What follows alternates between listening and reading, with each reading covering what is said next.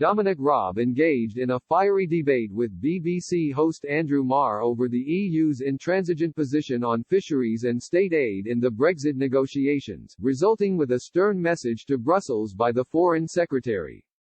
BBC One host Andrew Marr played the devil's advocate for the Brussels bloc as he reminded Foreign Secretary Dominic Raab the EU is accusing the UK's negotiating team of failing to compromise in the Brexit trade talks. Reading out EU negotiator Michel Barnier's latest statement, Mr. Marr said, "You say it's the EU's fault as it were."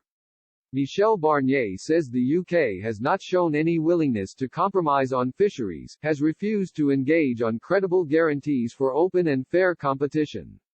Where the EU has shown openness to possible solution, the UK has shunned our offers.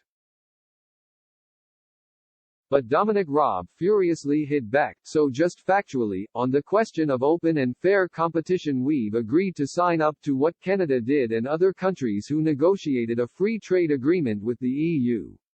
So that's not true. On fisheries, let's just look at this for a moment. Having seen UK fisheries and the UK fishing industry pretty much decimated as a result of EU membership, the EU's argument is we should keep control and access to our own fisheries permanently low.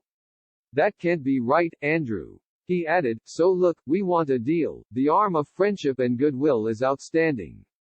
It is the EU on those two issues, state aid and fishing, and it's really only on those two issues, that must now move.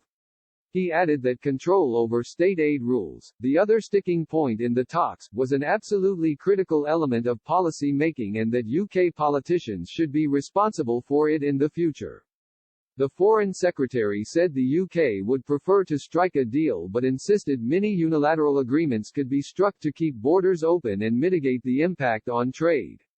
He said, the truth is we'd much rather have a deal and that's why we're continuing these negotiations with the EU.